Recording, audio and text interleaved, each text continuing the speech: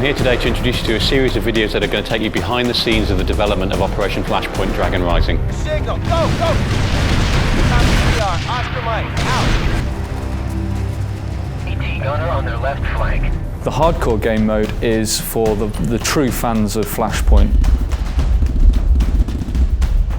In hardcore mode, you're basically stripping out all of the supporting features and you're fighting as a soldier would. You're using line of sight to verify targets, and that's the experience that we think our hardcore fan base are really looking for, and it's a great experience, especially in co-op. For starters, we take all of the HUD off. There's nothing there at all, no crosshair, no compass. You're all on your own other than a map.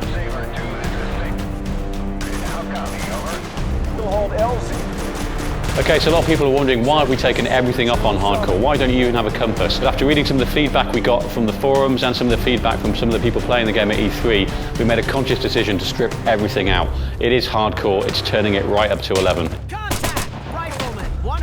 What makes an Operation Flashpoint mission special is so open world in nature.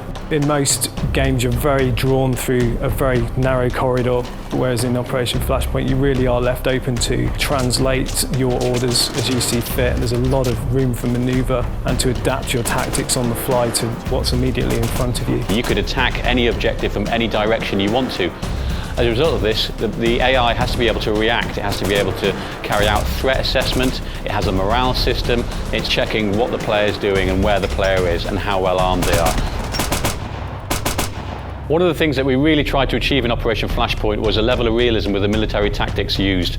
We did a lot of work with the Marines, and we even got our hands on their playbook, which gave us an idea of the kind of plays that they used.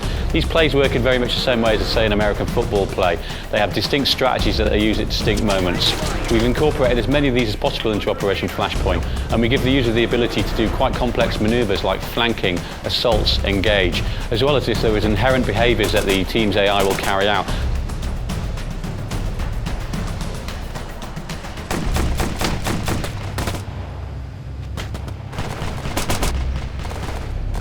In a typical mission, you're going to be using the same tactics that the US Marine Corps would use in real life. You've got a fair, fine degree of control afforded by the command radial. As the fire team leader, you're really calling the shots.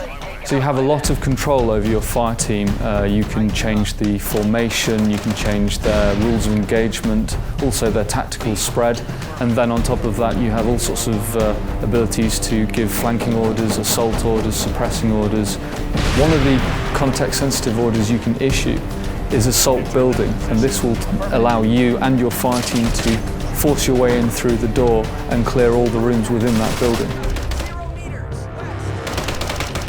I think the hardest thing that we had set out to achieve, that I'm certainly most proud of, is putting the fear back into first-person shooters, getting that element of tension as you're creeping through the woods, not knowing when the next shot's going to come from. This is about as hardcore as it gets, so you better be careful.